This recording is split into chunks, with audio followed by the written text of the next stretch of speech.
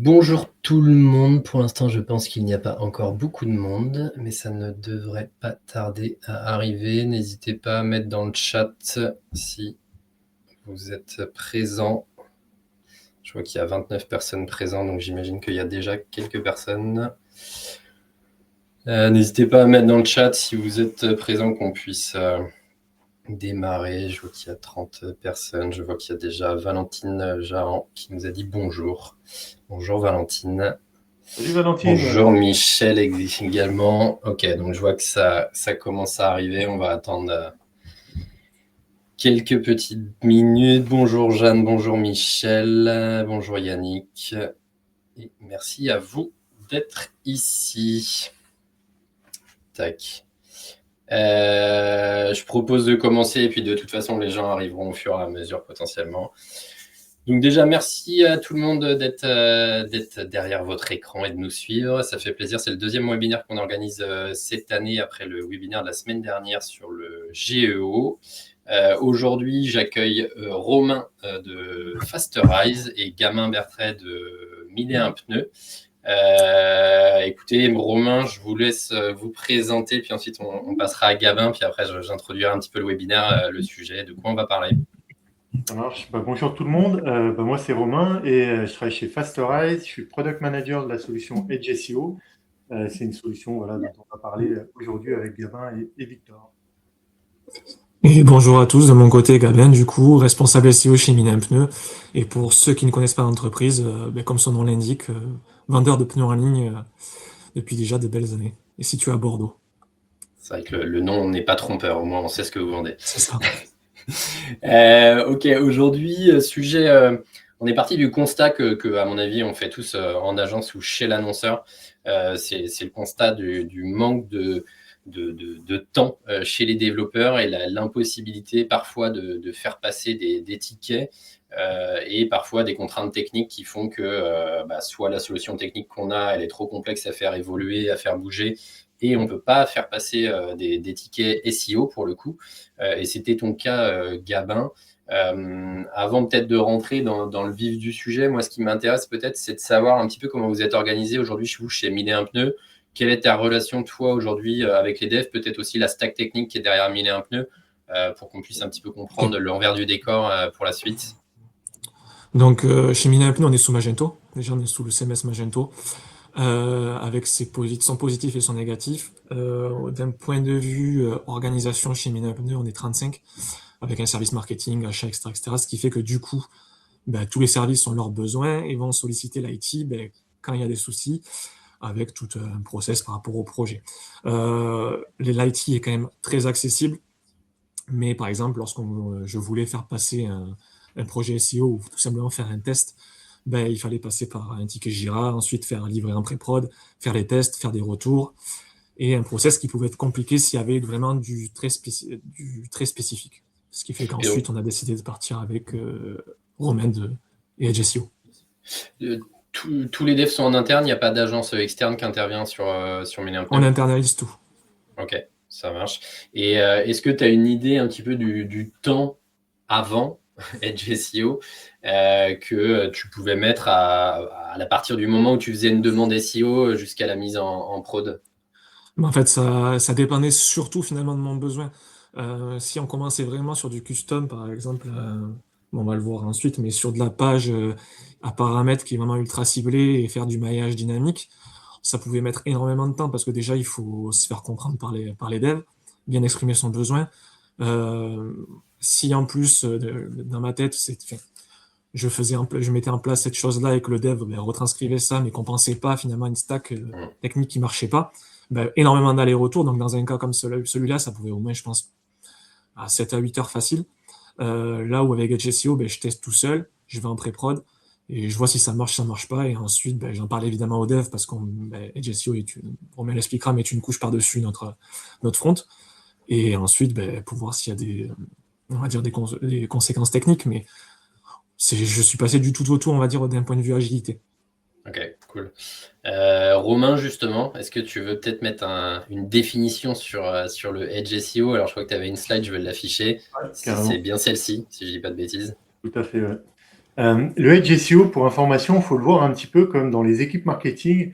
Aujourd'hui, vous avez un outil que tout le monde utilise, c'est les solutions d'A/B testing.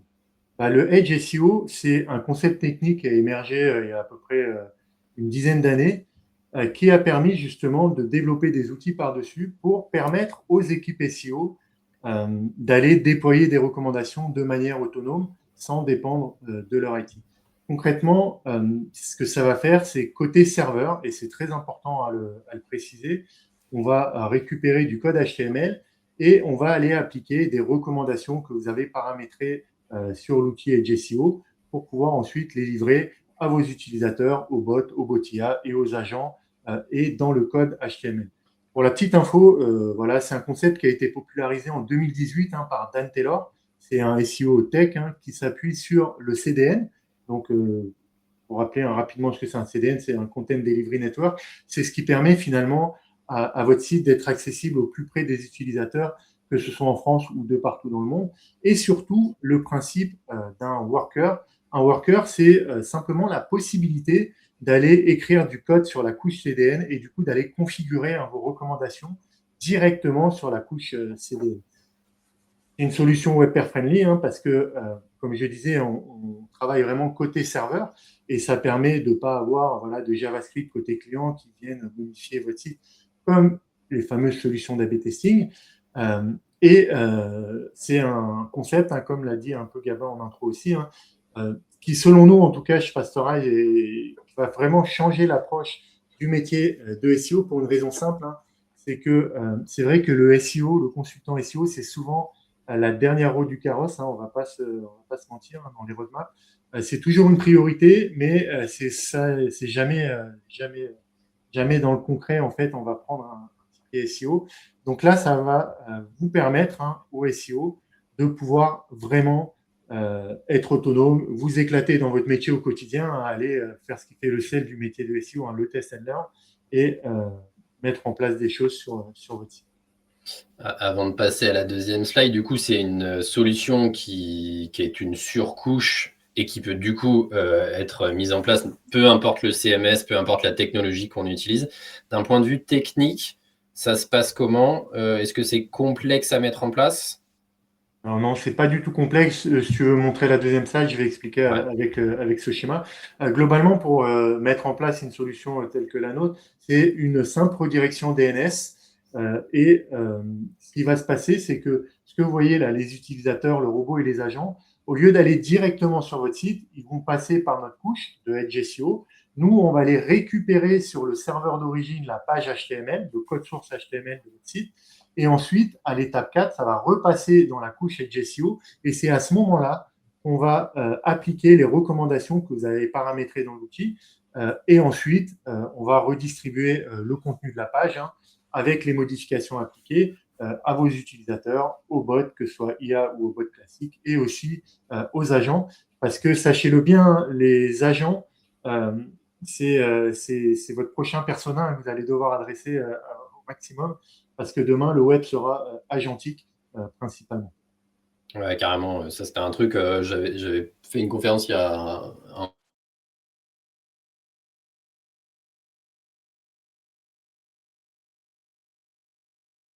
Allô?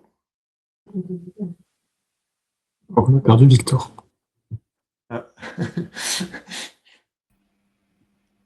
Du coup, Gabin, si tu veux... J'ai perdu mon micro. Ah. Est-ce que vous m'entendez? Très bien. C'est revenu. Alors... C'est les aléas du direct. Pourquoi ça...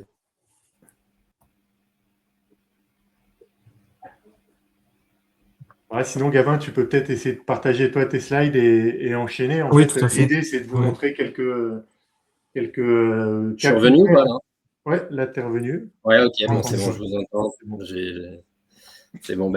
Du coup, Gabin, enchaîne avec les slides si tu veux, pour montrer des cas concrets pour le coup d'utilisation, et puis on reviendra sur différentes questions que j'ai pour vous, messieurs. Vous me dites, hop, ouais, attends, logiquement. Là, c'est bon, vas-y. Du coup, avant de partir sur les différents cas, je préfère mettre un point de départ. C'est-à-dire que historiquement, chez Miner Pneu, on avait un module interne qui était développé en collaboration avec les anciens SEO de Miner Pneu et l'IT, où ce module permettait de faire du maillage dynamique en fonction de certains attributs produits. Donc, par exemple, sur la capture d'écran, vous pouvez voir différentes cartouches qui sont des liens de maillage interne et qui reprennent les attributs du produit qui sont liés au pneu, donc le diamètre, la hauteur, la largeur, etc., etc. Sur le papier, c'est très intéressant. Par contre, au niveau des limites, on peut se retrouver où en fait on tombe sur un produit qui est ultra niché, exemple un pneu qui est lié au véhicule de collection, et qui va en fait avoir une dimension très particulière. Mais en fait, ce pneu va être attribué à une catégorie où il sera seul dans son listing, et il pourrait y avoir 2 ou 3 catégories comme ça. Donc on se retrouve finalement avec 3 ou 4 URL qui se cannibalisent. Donc je suis parti de ce constat en octobre 2025 par rapport à notre store espagnol, où en fait je suis parti du coup des URL profils qu'on appelle dans le milieu du pneu, donc des URL catégories, et versus des URL catégories plus des paramètres. Où en fait j'ai comparé tout simplement les hits de Googlebot sur les 28 derniers jours pour être ISO avec la Search Console, pour ensuite savoir qu'est-ce qui est crawlé, pourquoi, et qu'est-ce qui est positionné, pourquoi. Où on se retrouve finalement avec des hits de Googlebot qui devraient aller plus sur les URL de ma catégorie, donc toute la colonne de gauche, alors que finalement, le constat est qu'on est 6 fois plus petit que sur les URL catégorie plus dimension. Là où sur la GSC, certes, c'est un petit volume, mais on est quand même 2 fois plus grand. Et en termes d'URL, on est 15 fois plus petit. Là où, en plus, pour le bot, ça va être compliqué d'aller voir toutes ces pages URL profil plus dim, où en fait, on a une profondeur moyenne de plus de 4, et des pages qui sont plus longues à charger. Donc, de ce constat, je me suis dit, il est peut-être préférable de mettre ces 38 000 URL en no-index. Donc, la première chose a été d'utiliser finalement le Edge SEO de Fasterize avec tout simplement via une requête regex pour isoler ces URL pour mettre en no-index. La seconde étape a été finalement de supprimer cette règle de notre ancien module interne de maillage interne, parce que ce que je vous ai pas dit, c'est que ces URL étaient uniquement accessibles via ce module interne. Donc, si je coupe, les bots n'y ont plus accès. Et ensuite, mettre en place un maillage dynamique via tout ce qu'on appelle un dataset, mais Romain l'expliquera mieux que moi, qui est aussi injecté sur des pages paramètres. Donc, en étape 1, on est sur, du coup, comme je vous ai dit, le no-index via la recette de Fasterize, de Edge SEO, où on est quand même sur quelque chose de très UX-friendly, où on va isoler tout ce qui est URL catégorie, ces URL catégories via de la regex. Aujourd'hui, la regex, il suffit de passer par votre LLM préféré. Par exemple, pour moi, c'est Claude, et ça se fait très vite, et ensuite, on décide en 2 clics de mettre un no-index, et les fameuses 38 000 URL sont mises en no-index. Oui. Tu m'entends? Parce qu'a priori, dans le chat, on me dit que ça a complètement coupé. Ah mince. Mais je vois pas pourquoi. Tu t'entends bien, pourtant.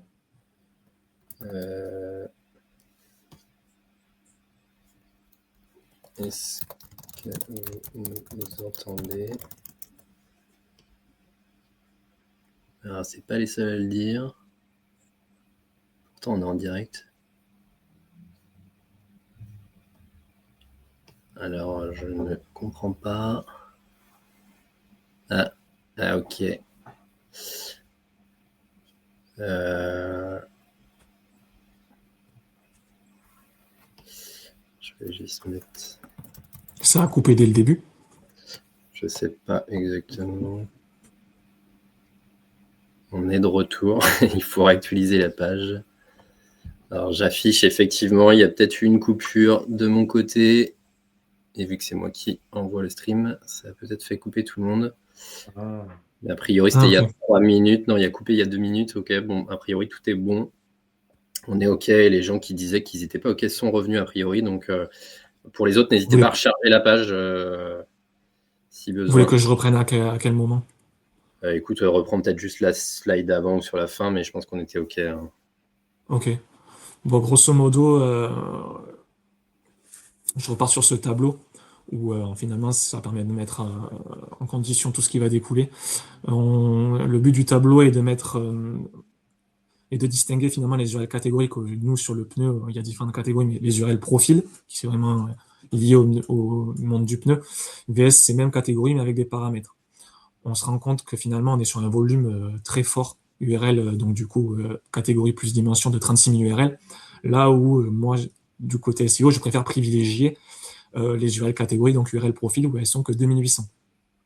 Et en fait, on se rend compte tout simplement que Googlebot et les autres bots crawlent massivement les URL profil plus dim.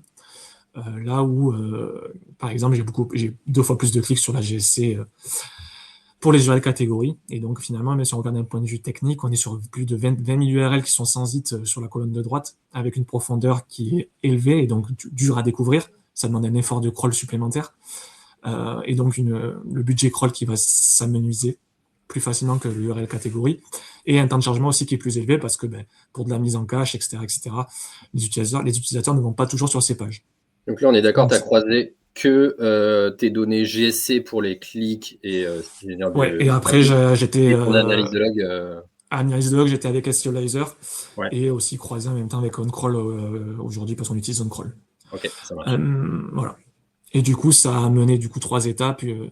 La première étape, du coup, NoIndex via Edge SEO, où c'est une plateforme quand même assez UX-friendly, où en fait, pour isoler ces 38 000 URL, c'est via une regex. La regex qu'on demande tout simplement à votre LLM préféré, donc chez nous c'est Claude, mais ça se fait très vite. Et ensuite, tout simplement en 2 clics, on met en NoIndex. Donc là où si je fais le parallèle acheminer un pneu, ça aurait été sûrement un peu plus complexe parce qu'il aurait fallu gérer comment on gère par exemple le fait que un nouveau produit sort, donc une nouvelle URL catégorie plus dimension sort. Est-ce que le dev aurait pris ça en compte? Oui, non. Là où Edge SEO, avec la regex, ça le prend automatiquement. Et 30 000 URL d'un coup, ça peut faire peur pour certains. Ouais, c'est quoi la taille du site au global? On était avant suppression, on était sur 125 000. Donc c'est quand même pas, c'est pas une suppression anodine. Ouais, okay. Et c'est pour ça que ça a d'abord été fait sur ces stores étrangers. Ouais, tu l'as fait sur les stores étrangers et tu l'as fait petit à petit ou tu as fait tout de suite 30 000? Alors, on va dire que je me suis amusé pour voir les différents comportements. Ou par exemple sur l'Espagne, je l'ai fait d'un coup. Ou par exemple sur l'Allemagne, je l'ai fait petit à petit pour voir s'il y avait des choses qui étaient mieux prises en compte ou non. Et en fait, j'ai pas eu de différence notoire. Et on le verra dans les prochaines slides. Mais on va dire peut-être la petite chance que j'ai eue, c'est qu'il y a eu la core update qui est arrivée juste après. Ce qui fait que pour la compréhension du site, peut-être le fait que dire, là, il y a 30 000 URL qui ont été en NoIndex, sachant que il y avait quand même déjà 22 000 URL qui n'avaient pas de hit, donc c'est-à-dire finalement qui étaient presque inconnus. Ouais, okay. On supprime 30 000, enfin, on met en NoIndex 30 000 URL, mais finalement, au niveau de celles qui sont vraiment crawlées tous les jours, il y en avait très très peu. Ok, ça va. Voilà. Donc en étape 2, comme je vais pu vous le dire, ça a été tout simplement de supprimer la règle via notre ancien module, parce que c'était le seul endroit où ces URL étaient accessibles sur ces fiches produits. Et en étape 3, ça a été la mise en place d'un maillage dynamique, toujours via Edge SEO, et via un LLM pour créer un script en Liquid.js qui va reprendre finalement la canonical de la page à paramètres, et qui va ensuite recréer des URL visées sur mon mini pneu. Donc par exemple l'univers 4 saisons, l'univers hiver, je ne sais pas si ça parle à tout le monde du milieu du pneumatique, mais où on attribue ces mêmes paramètres pour ensuite du coup renforcer ce maillage interne et encourager la découverte des produits. Au niveau de la visibilité, je parle vraiment en termes de visibilité parce qu'on est sur le milieu du pneumatique est un milieu très saisonnier, sachant que le dernier trimestre est le plus volatile et le plus fort, ce qui fait que on ne peut pas sortir de la data de la Search Console, par exemple, parce que vu que j'ai lancé la recommandation fin octobre, il faudrait attendre le dernier trimestre 2026 pour ensuite pouvoir avoir de la bonne data sur la même échelle de temps. Ce qui fait que du coup, je préfère mettre en avant, on va dire, l'indice de visibilité de Systrix, et je prends le répertoire auto parce que ce cas concerne vraiment le répertoire auto. Et on voit que finalement, je pars à 0,5 de visibilité pour finir à 1,01 et 1,11. Donc certes, c'est une belle perf parce qu'on double la visibilité. Et on va dire que ça arrive en même temps que la core update. Donc est-ce que c'est un mix de tout? Est-ce que c'est vraiment, on va dire, cette mise en place ou c'est un peu de tout? Donc c'est pour ça que je préfère mettre des guillemets. Ouais. Mais il y a fort à parier que le fait qu'il y ait cette suppression de 30 000 URL finalement, enfin de NoIndex, Du coup, Googlebot va partir sur d'autres URL, donc peut-être URL produit, URL dimension, URL catégorie. Et donc, ce qui fait que du coup, le crawl change et donc du coup, il va crawler les bonnes URL et donc les indexer et voir que c'est des URL de qualité. J'ai justement une question de Mickaël qui rejoint un petit peu ce que tu dis. C'est du coup comment tu t'es assuré du coup que ton maillage dynamique, potentiellement, là, il est efficace, il améliore ton maillage, le crawl, l'indexation, le ranking. Toi, tu suis ça comment?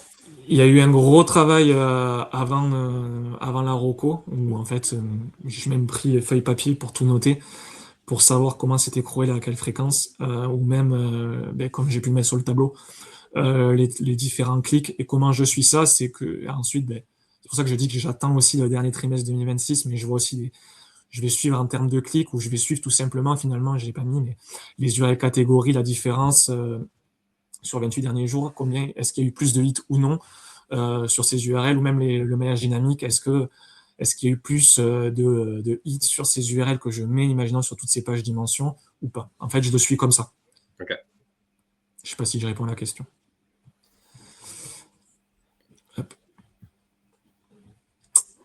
Du coup, le second cas, ça a été, on va dire, quelque chose qui est connu, la Hreflang. Mais comme j'ai pu le dire au début du webinaire, c'est que en fait, Minapne est sous Magento. Et finalement, on n'avait pas de module ni de plugin qui permettent de faire du hreflang sur des URL à paramètres, parce que on n'y arrivait pas. Donc du coup, via le Edge SEO et donc via un système de dataset, j'ai pu en fait crawler tous mes sites pour ensuite mettre en gros l'URL française, lesquelles sont correspondantes sur mes stores étrangers, et ensuite injecter des hreflang sur toutes ces URL, aussi bien sur le store français que sur tous les stores étrangers. Du coup, ça implique de bien crawler toutes les URL, sachant que on va avoir par exemple des URL paramètres qui ont uniquement 2 produits, imaginons, sur la France, et peut-être que ces URL paramètres ne vont pas avoir de produits sur nos stores étrangers, parce que tout dépend du stock qu'on va proposer sur les différents pays. Dans ces cas-là, je pars vraiment sur une notion de 20-80, c'est-à-dire que cette URL en question que j'ai présentée risque de pas m'amener beaucoup de business. Donc, par exemple, j'ai vraiment mis du hreflang sur toutes les URL où j'avais au moins 10 produits, afin de privilégier la qualité. Et je sais que j'ai une déperdition sur d'autres petites URL, mais que je traiterai dans le temps. Okay. Et je reprends comme pour le premier cas, en fait, pour intégrer ce hreflang via un script liquide que j'ai fait pareil avec Claude, où en fait j'extrais la canonical et je reprends les diamètres, les différents paramètres et je reconstruis les URL étrangers. Et j'avais ce souci d'hreflang sur notre store belge, par exemple, là où, par exemple, notre store FR est tellement fort que des fois, il était commun de voir quand même que nos URL du store français venaient sur le store belge. Pardon, sur la Belgique. Donc, c'est pour ça que rapidement, on se retrouve avec, par exemple, si on regarde la Search Console et qu'on isole avec notre paramètre diamètre, qui est le diamètre du pneu, où en fait, on se rend compte que sur les 28 derniers jours, alors que c'est quelque chose qui a été mis en place début janvier, en fait, on est presque déjà à 100% de clics versus N-1. Et en dernier cas, l'offuscation qui fait toujours un peu débat, on va dire, dans le monde du SEO, même si je suis quelqu'un de très récent dans ce monde-là, où quand même c'est vraiment différent du cloaking. L'offuscation, on propose la même chose aussi bien à Googlebot qu'à l'utilisateur. Le but était en fait de masquer certains liens. Par exemple, dans notre menu, on a de l'accessoire parce que il faut proposer de l'accessoire. Sauf qu'aujourd'hui, Minapne a zéro autorité pour proposer de l'accessoire, aussi bien de l'essuie-glace, de l'ampoule, contrairement par exemple à un Oscaro ou à un Noroto. Donc on est parti du principe que il fallait offusquer cet accessoire, ce lien accessoire dans le menu pour privilégier, on va dire, d'autres liens dans notre menu. Ou encore, par exemple, sur nos fiches produits, on avait ce qu'on appelle l'EPREL. C'est la petite étiquette que vous avez sur vos pneus quand ils sont neufs. Et en fait, du coup, aujourd'hui, c'est obligatoire de mettre un lien vers le site EPREL qui est d'une fiche produit. Et donc, j'ai pris le parti pris d'offusquer ces liens pour garder le PageRank. J'ai une question et je pense que tu es en train de répondre de Mickaël qui demande justement est-ce qu'on peut faire de l'offuscation avec la solution de Fasterize. Je crois que la réponse est oui, parce que c'est exactement ce que tu as mis en place. Tout à fait, et c'est possible, par exemple, via des sélecteurs CSS, ça se fait très très bien. Ouais, donc tu viens sélectionner ton sélecteur CSS et dire que ce lien-là ne doit pas être visible Tout à aux fait. Et on utilisateurs, mais peut, par contre, il est visible aux bots de Google, quoi. Tout à fait. Et on peut, par exemple, dire, appliquer un ciblage, par exemple, sur tout le site, ou on peut aller plus loin dans le ciblage, ou dire, par exemple, je veux uniquement, par exemple, que ce lien soit offusqué sur mes fiches produits, ou en fait, ou sinon, on peut dire uniquement sur cette URL. On peut aller très très loin dans la segmentation. Alors, j'ai une question plus technique pour le coup pour Romain, je pense. La question donc, bonjour Fasterize. Fasterize est-il compatible avec un site hébergé sur HubSpot, géré chez HubSpot via Cloudflare? Ouais. Alors nous, on est agnostique à votre CMS. On peut travailler avec n'importe quel CMS, n'importe quelle solution maison, que ce soit Hotspot, Shopify, Magento, Salesforce et que sais-je. Il n'y a pas de limitation par rapport à la technologie. La seule limitation qu'on a, c'est qu'on ne peut pas travailler avec des sites qui sont générés en JavaScript côté client. Voilà, c'est la seule chose qu'on ne peut pas faire pour une raison très simple, c'est que on va modifier le code HTML qu'on reçoit côté serveur. Donc, il faut qu'il soit quand même exécuté côté serveur pour pouvoir le modifier. Tu peux enlever le partage, Victor. J'avais fini. Ouais, ça, je crois qu'il est déjà enlevé. Tac, je remets ça. Gabin, juste sur la partie offuscation, tu l'avais plus fait par acquis de conscience pour t'assurer que ça vienne pas grappiller du PageRank sur tes pages accessoires. T'as pas vu de réel impact à le mettre ou... Sachant que l'offuscation était déjà présent aussi avant Edge SEO, c'est quelque chose Ok. qui était déjà présent chez Minapneu parce qu'il y a une grosse culture SEO chez Minapneu parce qu'il y a des personnes de très grande qualité qui sont passées par là et en fait le SEO était aussi central dans notre entreprise. Donc on va dire j'avais pas à dire il faut faire de l'obfuscation ou quoi, mais par exemple à mettre en place. Si on revient au tout début, comme tu me demandais, mais comment ça se passait avant, par exemple pour de l'offuscation, c'était un peu compliqué, ticket, etc. Là où de Ouais, l'offuscation aujourd'hui avec Edge SEO, c'est sélecteur CSS, on teste en pré-prod, ça marche, on lance en prod. ok, ok. Pour répondre à Euh, Olivier, oui, complètement. En gros, il faut que les DNS pointent vers notre infrastructure chez Fasterize et c'est comme ça qu'on branche la solution, hein, tout simplement. Romain, du coup, est-ce que tu veux prendre la main pour montrer concrètement d'ailleurs comment fonctionne Fasterize et l'outil Edge SEO? Carrément. Je Alors, pose la question qui fâche dès maintenant, comme ça elle sera posée, et puis après tu montreras plein de choses qui sont cool à faire avec, mais on parle de quel ticket d'entrée pour utiliser une solution comme Edge SEO? il n'y a pas de question qui fâche, hein, Victor. Globalement, le ticket d'entrée, il est à 6K et après, ça peut aller jusqu'à 200K. En réalité, nous, on travaille avec le nombre de pages vues qu'il y a sur votre site et le minimum pour entrer, c'est 6K par an. Ok, ça roule. Donc là, ce que vous voyez à l'écran, c'est la console, hein, Edge SEO. C'est ce qui permet, hein, aux équipes SEO, à Gabin, à des gens de chez Casto, Confo et que sais-je, de pouvoir piloter au quotidien leur stratégie SEO de manière autonome et de pouvoir justement tester, hein, comme l'a dit Gabin, des choses de manière sans consulter l'IT. Donc là, moi, je vais vous montrer deux exemples. Euh, Sachez que voilà, on a plein d'applications, hein, sur toutes les thématiques de SEO, hein, le robot, on peut faire de la redirection, de la réécriture d'URL, des sitemaps. Et aujourd'hui, je vais vous montrer deux exemples concrets.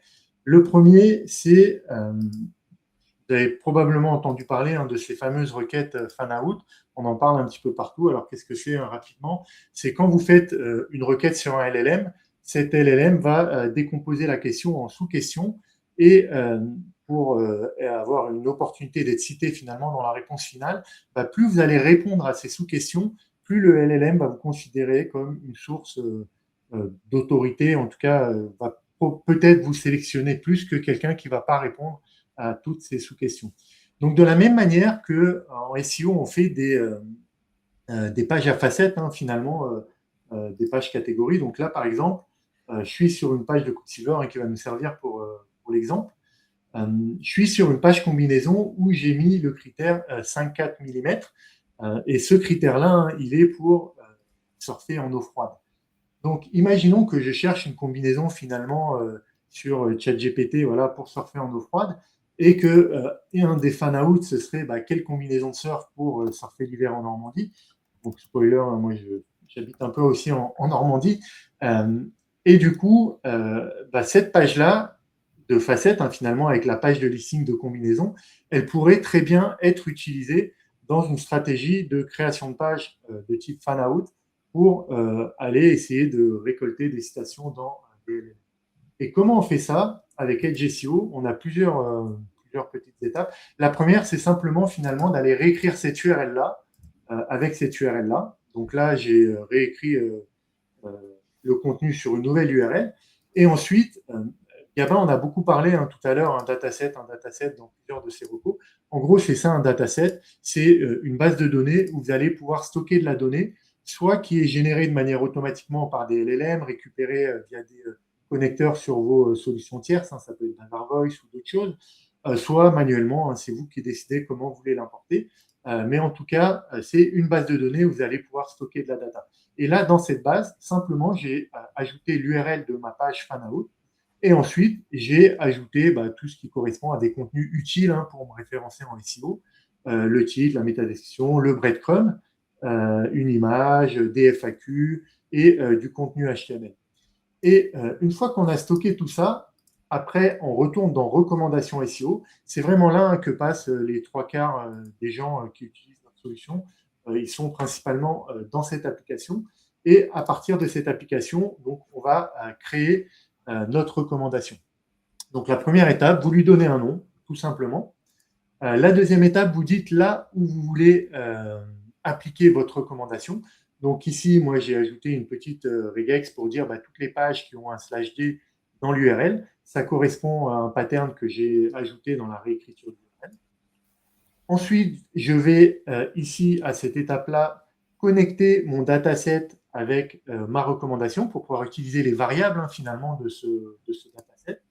Et ensuite, ici, je vais pouvoir utiliser toutes les recettes SEO, on appelle ça comme ça dans Edge SEO, une recette qui correspond à tous les fondamentaux, vous pouvez retrouver en SEO, donc là vous les voyez, title, métadescription, canonical, métarobot, les données structurées, etc., etc.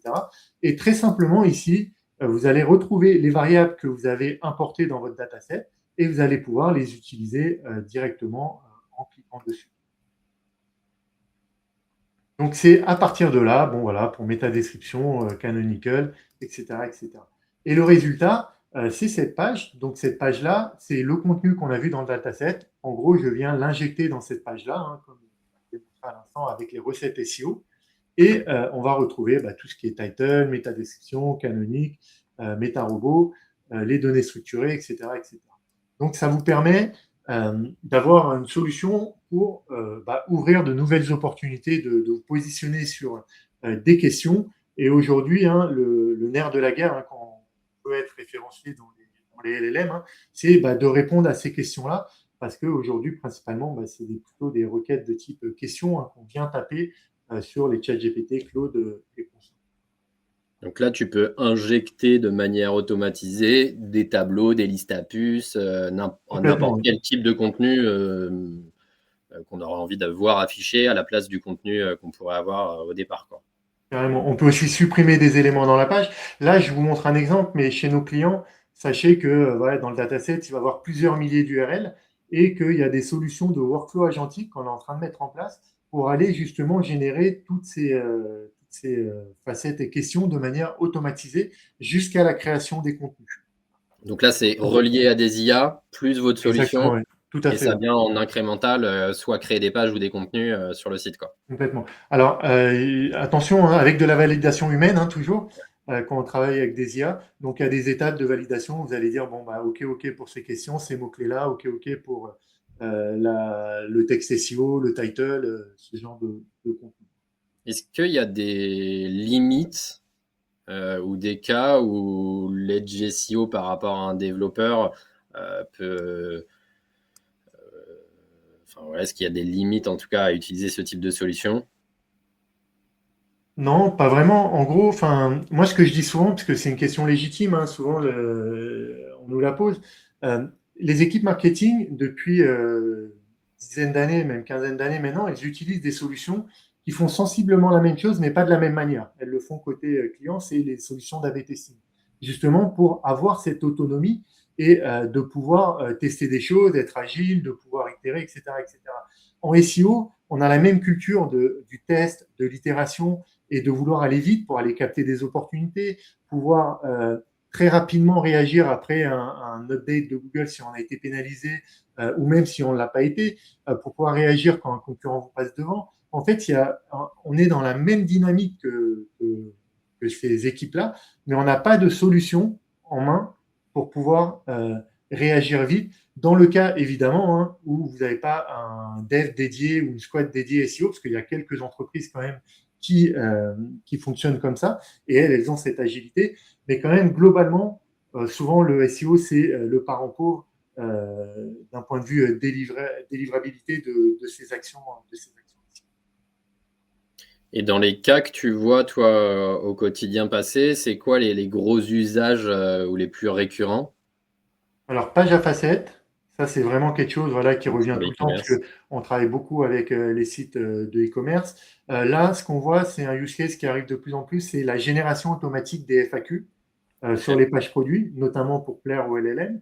Dans une démarche de test and learn, on a aussi la possibilité de transformer le HTML en Markdown. Donc ça aussi, c'est quelque chose que nos clients testent de plus en plus, pour une raison simple, hein, c'est que ça économise beaucoup de tokens. Et pour les bots IA, bah, ça peut avoir un impact. Alors ça reste une démarche encore de test and learn, hein. Il n'y a pas de choses qui nous montrent encore que ça a un réel impact majeur hein, sur le SEO, le GEO, dans les moteurs de recherche IA. Mais c'est aussi important pour une deuxième chose, hein, tout simplement parce que avec les agents qui dialoguent entre eux, pareil, si vous leur donnez un format qui est beaucoup plus léger à télécharger et avec uniquement le contenu utile, ça peut être quand même assez game changer. Ben, je vais vous montrer comment ça marche. Ce sera plus facile avec l'exemple. Donc, je vous ai fait un petit exemple sur cette URL-là. Donc, pareil, hein, vous mettez le nom de la reco, vous dites là où vous voulez l'appliquer. Donc là, j'ai mis qu'une page hein, pour l'exemple. Là, vous allez spécifier que cette reco, vous la voulez uniquement pour les bots IA. C'est très important. Donc là, on va cocher ça. Et ensuite, on va utiliser la recette HTML Markdown. Et là, on va simplement dire, je veux en gros que tu me transformes en Markdown uniquement la partie du produit. Parce que évidemment, le header, le footer avec le menu, tout ça, le LLM, c'est pas un contenu utile pour lui. Lui, il a besoin vraiment d'avoir le contenu de la page produit. Tout le reste, c'est du bruit et c'est pas utile de lui envoyer. Donc là, on va cibler uniquement ça. On va quand même conserver ce qu'il y a dans le head et je vais vous montrer pourquoi. Parce que souvent, il y a les données structurées. Et là, je vais vous montrer comme ça en testant. Donc là, vous voyez, dans la partie head, on a tout ce qui est données structurées. Donc c'est important de les laisser. Souvent, ils sont dans le head. Et après, là, on va avoir que la partie description et caractéristiques produits qu'on va pouvoir du coup télécharger. Enfin, quand LLM va venir faire une requête pour vraiment récupérer le contenu, parce que des fois, il vient récupérer que via les serveurs de Google le titre et la métadescription. Mais quand il va vouloir vraiment récupérer le contenu, il va avoir un contenu ultra léger, environ 90 à 95% de tokens en moins qu'une page HTML. Donc, ça peut permettre quand même d'accélérer et de lui plaire plutôt qu'un site qui soit plus lourd à charge. Tu peux avoir la finesse de vouloir présenter qu'un type de contenu à ChatGPT, enfin au bot de ChatGPT, puis à Claude, puis à Perplexity? Alors, on peut le faire. Nous, on a une classe de botia là, qui cible tout, par défaut, tous les botia référencés. Mais après, si vous voulez avoir une finesse, vous pouvez utiliser les user agents. Et là, c'est à vous de dire ce que vous voulez mettre de manière particulière. Donc, tu dois créer deux recettes SEO, entre guillemets, enfin deux tickets SEO si tu veux Voilà, traiter ChatGPT, puis ensuite traiter Claude ou autre. Quoi. Tout à fait. Pour info, après, c'est assez simple hein, parce que là, on a une petite fonction hein, qui permet de dupliquer la reco. Donc, vous pouvez la dupliquer et après juste changer très rapidement le user agent. Alors, j'ai une question de Mickaël. Peut-on voir via les logs que ces fichiers MD sont bien servis et utilisés par les LLM? Il y a un débat sur le sujet. Alors oui, il y a un vrai débat. Il y a d'ailleurs, et c'est pour ça que Romain mettait des pincettes. En tout cas, il prenait aussi de la distance sur ce qu'il vient de dire. Il y a un débat parce qu'il y a eu des études qui ont été faites aux États-Unis sur si on n'envoie que du JSON à des LLM, est-ce que ça a un impact? Pour l'instant, il n'y avait pas d'impact prouvé sur les IA et sur est-ce que notre marque est plus citée ou plus présente dans les LLM. Par contre, on peut voir... Ah, j'ai un bruit derrière. Non, c'est bon. Mais je pense que Par contre, oui, on peut bien voir via les logs si ces fichiers sont potentiellement plus hités par les LLM, quoi.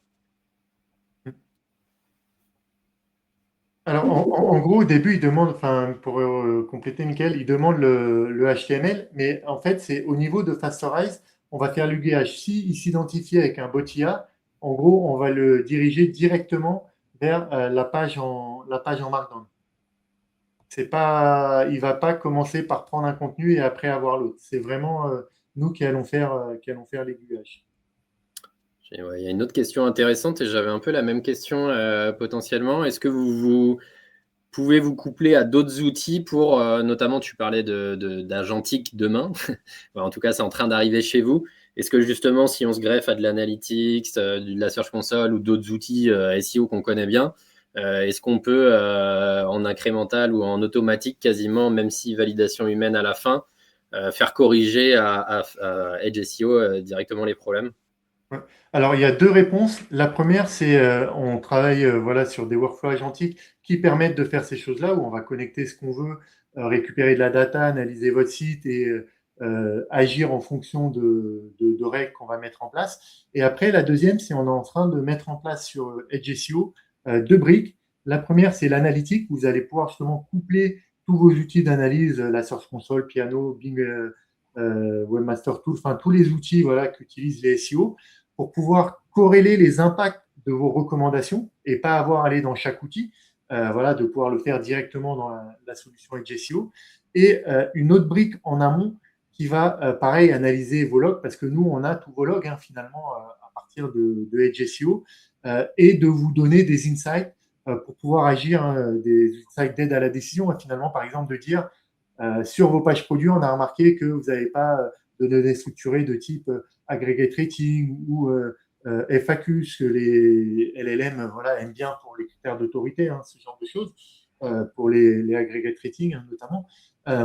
Donc du coup, on aura cette intelligence, hein, je dirais, bientôt dans le produit qui va vous remonter ce type d'insight. Gabin, j'ai une question pour toi. Est-ce que à un moment donné, tu te dis, là, ça fait un moment qu'on a testé des choses avec Edge SEO et ça fonctionne.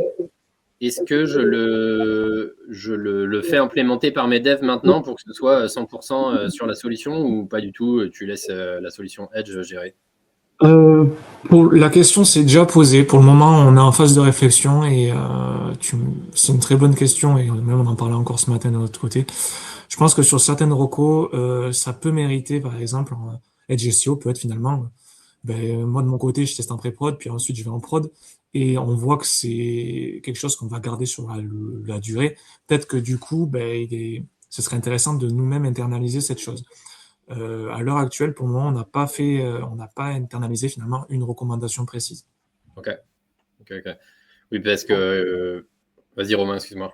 Ouais, non, juste pour compléter, nous voilà, sur l'ensemble de nos clients, on voit deux profils hein, comme Gabin, voilà, qui n'internalisent pas, parfois pour des raisons voilà, de bande passante ou d'autres, hein, et un autre type de profil qui utilise vraiment pour tester, avoir une KPI pour mettre dans le ticket, parce qu'en fait, ce qui arrive souvent, on va pas, voilà, quand on fait un ticket SEO et qu'on le met dans un backlog, souvent l'IT va challenger en disant mais est-ce que tu es sûr que ça aura de l'impact? Parce que c'est vrai que le SEO, entre guillemets, hein, je dis bien, des fois, c'est parfois un peu ésotérique. On ne sait pas trop comment ça marche, si ça va avoir des résultats, etc. Et du coup, les techs, parfois, ils sont moins enclins à dire, cool, ça, je vais prendre ça et je vais le faire parce que il y a peut-être moins de culture SEO ou ce genre de choses. Hein. Il y a plein de raisons qui expliquent cela. Mais par contre, quand ils ont testé avec Edge SEO et ils ont vu que ça augmentait le ROI ou le KPI d'indexation ou tout un tas d'autres choses et qu'ils le mettent dans le ticket, là, il y a moins de débat parce qu'ils ont prouvé en amont qu'il y avait un impact et le tech, là, il dit, il y a un impact, on le généralise, on le sécurise et on le met sur la stack, sur le legacy, quoi, tout simplement. Ouais, c'est un vrai outil pour aider les SEO ou les techs. Oui, j'ai envie de dire aussi, je me permets, c'est que tu vois, on a eu le cas, nous, il y a 2 mois, je pense, où il y avait pareil des départs en congé, vu qu'on est quand même une petite structure, on est 35, on a quelqu'un qui est en charge de l'UX ou quoi, et on avait un problème sur le site. Mais en fait, on a détourné l'outil finalement juste pour afficher un message d'erreur à un endroit précis via un sélecteur CSS, tu vois. Ça peut paraître tout bête, Mais en fait, finalement, c'est ultra réactif. Et finalement, c'est pas du tout le but SEO. Mais là, du coup, tu mets la solution à profit pour l'entreprise, quoi. Bah, ouais, c'est ce que je me disais tout à l'heure en te voyant bidouiller sur l'outil Romain. En fait, par exemple, je sais pas si c'est le Black Friday, je peux très bien utiliser l'outil pour afficher des messages, une promo spécifique, un truc à un endroit Ouais, spécifique. et on peut Complètement. cibler Et selon. Pardon. non, vas-y, Gabin. Et en fait, si tu veux, je rebondis parce que c'est un sujet qu'on a déjà évoqué avec Romain quelques fois. En fait, c'est que plus tu vas avoir d'attributs finalement liés à tes produits et tout, plus tu vas pouvoir segmenter aussi pas mal de choses. Et comme tu dis, en fait, le Black Friday, mais autre, je sais pas, ça peut être aussi, t'es dans une niche avec pas mal de marronniers. Bon, en fait, tu peux aller très très loin dans ta personnalisation et afficher pas mal de choses finalement. Tu vois, par exemple, nous, dans le pneu, on peut, imaginons, dire, ben, sur du Continental, on affiche que ça sur le Continental, par exemple. Ça peut même faire Ouais. office de A/B test, quoi. Ouais, carrément, ouais, je comprends. Ouais. Et très honnêtement, enfin, justement, le marronnier, c'est quelque chose qui est utilisé par 90% des clients. En gros, il y a Black Friday, et c'est un sujet quand même à la frontière du SEO et du marketing, hein, parce que si vous ajoutez un petit élément Black Friday tiré dans la balise title, peut-être que ça va améliorer le CTR parce qu'il y a un événement d'actualité dans la SERP qui va remonter et ça va favoriser le clic. Et ça, ça favorise un peu l'algo Boost, si évidemment vous maintenez après l'utilisateur dans votre site, hein. Donc du coup, ça peut avoir des impacts. Et ça, pour le mettre en place, c'est vraiment ultra simple, quoi. Enfin, je l'ai ici, hein, je vous la passe très rapidement.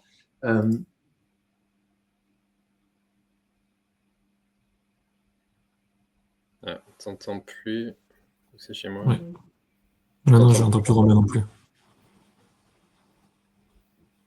Décidément, la technique. Est-ce que vous m'entendez? Ouais, c'est bon, ouais. Ouais, c'est bon. Mieux là?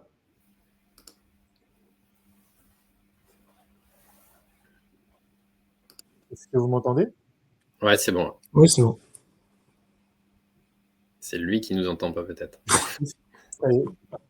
Donc là, je disais, vous pouvez récupérer en fait des éléments de votre page dans des variables pour pouvoir en fait ensuite les réutiliser dans les règles. Et là, par exemple, la balise title, en gros, on dit si c'est un bon plan, on a regardé s'il y avait une promotion sur la page, alors on va modifier avec un intitulé promo-nom du produit à prix et la marque. Sinon, on laisse afficher la balise title. Et ce genre de choses, pour les marronniers, une fois que vous avez la solution, c'est 10 minutes à mettre en place, quoi. C'est vraiment très rapide à activer et ça va impacter, voilà, en fonction de votre volume de pages. Peut-être sur 10 000 pages, vous allez avoir voilà, ce petit promo ou Black Friday ou solde ou fête des mères, fête des grands-mères, etc. Ce que vous voulez en fonction de votre marronnier, quoi. Et c'est hyper intéressant parce que du coup, tu vois, à l'ère des CMS comme Shopify qui sont à la fois très bien et à la fois on peut avoir pas mal de problèmes pour corriger des choses ou voir des fois l'impossibilité de le faire. Là, tu n'as plus aucune limite technique sur ce que tu veux corriger, quoi. Carrément, ouais. Vraiment, c'est. Enfin, moi, ce que j'aimais, moi, je suis product manager de la solution. Et en fait, dans mon mindset, ce que je dis tout le temps, moi, je fais un outil pour faire kiffer les SEO. Pour une raison simple, parce que voilà, j'ai été dans plein de structures où j'ai vu ce duel un peu tech SEO. Alors, c'est pas le cas chez Gabin, hein, je le dis tout de suite, il s'entend très bien avec la tech, mais dans beaucoup d'entreprises, c'est compliqué cette relation. Et du coup, c'est le SEO qui en pâtit. Et il en pâtit à plusieurs titres, hein, parce que lui, il a des super stratégies et il n'arrive pas à les déployer. Lui, il veut montrer sa valeur, mais pour montrer sa valeur, il faut qu'il déploie. Et du coup, à la fin, il est juste frustré, quoi, parce que il peut pas s'amuser, quoi, tout simplement. Ouais, puis on est vraiment dans une ère. Alors, à la fois, il y a l'IA qui accélère tout, donc on est obligé d'aller vite. Et puis, en plus de ça, on se mange les pénalités de Google. Donc là, il faut réagir vite aussi, potentiellement, pour corriger le tir sur certains éléments. Nous-mêmes en agence, moi je suis plutôt du côté de l'agence, on a cette frustration parce qu'on va envoyer beaucoup de recos, mais qui sont souvent soit techniquement pas possibles dans certains cas, parce que soit il n'y a pas la bande passante, soit la capacité des devs à mettre en place ce qu'on demande n'est pas possible. Là, tu bypasses tout et tu mets en prod ce que tu as envie de mettre en prod et ce que tu as envie de tester, quoi. Oui, et tu vois, moi je rebondis aussi, c'est que un cas d'usage, après je sais pas, je pense qu'il y en a aussi dans l'auditoire pas mal qui sont aussi sur l'international, mais par exemple nous qui on est sur l'international, je vois les recos qui ont marché, Et par exemple, un truc qui paraît bête, mais tu peux dupliquer finalement ta reco sur les stores étrangers et finalement, tu vas lancer un nouveau store et il va bénéficier de toutes les recommandations finalement que les stores présents ont. Et finalement, tu lances un store qui va être aux petits oignons dès le début, tu vois.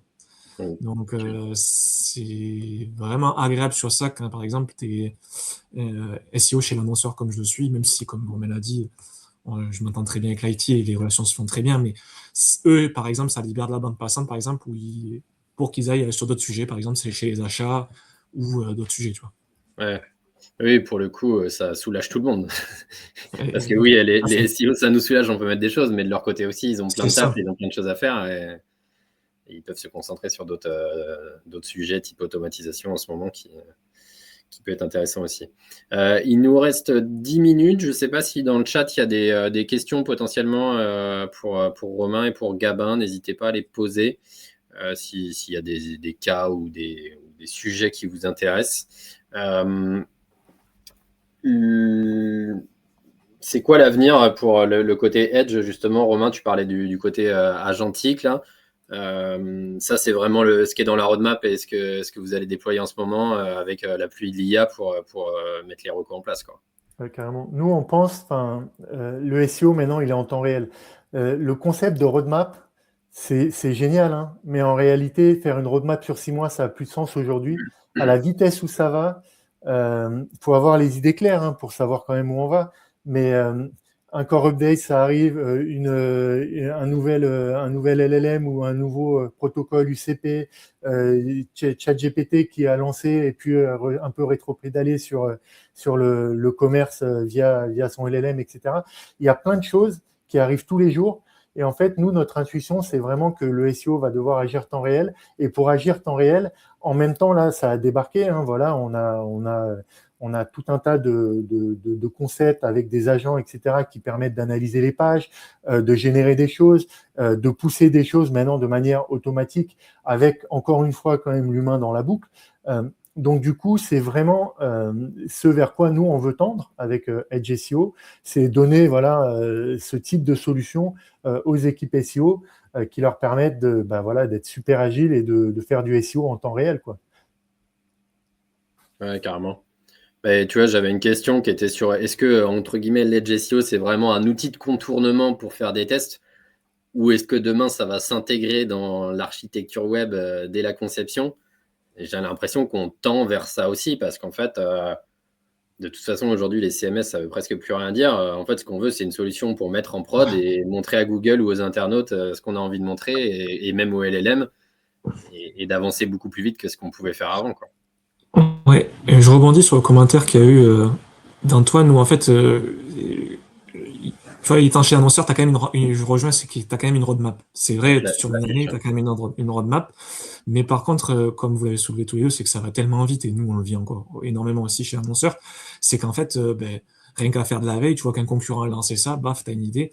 Et avec n'importe quel LLM, aujourd'hui, tu veux lancer, tester, parce que c'est ça qui t'amène ta petite dopamine aussi. Et donc finalement, tu as d'autres projets qui vont venir s'imbriquer tout au long de l'année.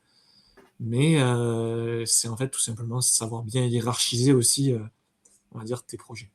Oui, Donc, ouais. Tu vois, par exemple, quand je te disais que le Edge SEO va être présent, si on lance un nouveau site, le Edge SEO, par exemple, il sera présent dès le nouveau site. Mais tu auras toujours une roadmap aussi où il faut aller chercher tel ou tel projet. Où on va dire, par exemple, chez l'annonceur, tu vas avoir des projets qui sont transversaux entre le SEO, l'achat, le category manager ou même le commerce, tu vois. C'est un mix de tout finalement.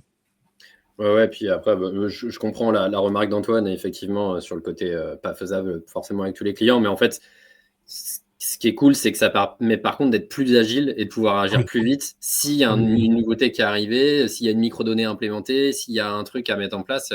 Là, tu peux être ultra agile et dans la journée, ça peut être mis en place, quoi. Ah ben, l'IT chez Minapneu, ils sont contents que le SEO il débarque plus au bureau tous les jours. Hein. Oui, c'est vrai. C'est la première grande réussite, c'est sûr. Tac, j'ai Valentine qui nous met un autre. On pourrait dire que les roadmaps traditionnels ne fonctionnent plus vraiment dans ce contexte de search. Oui, c'est un petit peu ça. C'est-à-dire qu'on a un peu évolué. Moi, je continue de croire qu'effectivement, à l'ère de l'IA et avec tout ce qu'on voit passer, il faut qu'on soit ultra agile, vous chez l'annonceur et nous en tant qu'agence à proposer des recommandations pour mettre en place tout ça, quoi. Ouais, c'est ça. Et en fait, du coup, ça implique aussi, même si tu as une solution comme Edge SEO chez l'annonceur, bah, en fait, il faut quand même que tu ailles voir les autres services. Il faut pas rester dans ton coin à faire tes petits tests parce que finalement, avec comment évolue le search, bah, en fait, il faut que toute l'entreprise ait conscience de ce qui se passe et qu'en fait, on va tous vers le même chemin, tu vois. Mais là, on part sur d'autres discussions. Je vois qu'on approche de la fin. Est-ce que toi, Romain ou Gabin, il y avait des choses que vous vouliez rajouter? Peut-être enfin, peut-être que je suis allé trop vite, moi, si les personnes ont des questions par rapport à ce que j'ai pu implémenter ou pas, qu'ils n'hésitent pas à poser sur ces 5 minutes, je me ferai un Ouais, plaisir de répondre. pour info, on mettra le replay évidemment sur YouTube. Et puis, si pour info importante, il y a Gabin qui nous propose aussi un article qui paraîtra demain sur l'édition de Réacteur d'avril avec 5 cas concrets de ce que tu as pu mettre en place chez Mille et un pneus. Donc, c'est aussi des choses qui peuvent compléter ce webinaire. Donc, n'hésitez pas à aller le lire dès demain. Avec un peu plus de stats et des, Et un peu plus de ouais, cours. ouais, de courbes de la Search Console ou même des scripts que j'ai pu utiliser que je donne également. Comme ça, les gens, ils peuvent s'en servir. Toi, Romain, est-ce qu'il y avait des choses que tu voulais potentiellement ajouter?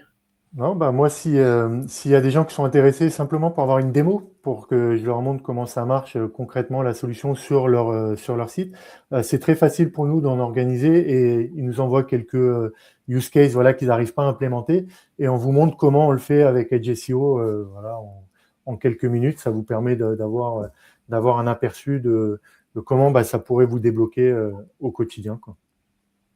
Eh ben, écoutez, messieurs, merci. En tout cas, un grand merci pour cet échange et pour la richesse de vos interventions. Comme j'ai dit, on se retrouve demain avec Gabin sur reactor.com. Il y aura l'édition d'avril qui sortira avec 4 autres intervenants et experts sur des sujets SEO, mais pas que.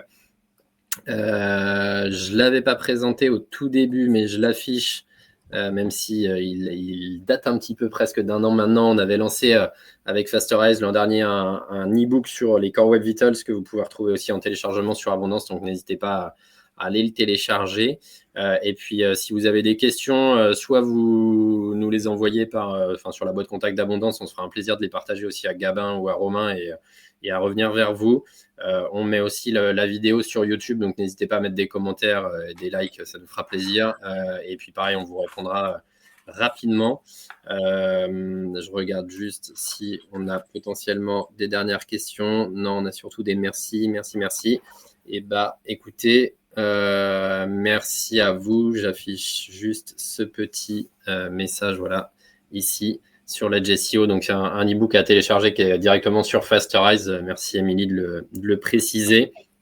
Et puis, on vous dit à très bientôt sur Abondance avec certainement d'autres webinaires qui viendront. Merci, Gabin. Merci, Romain.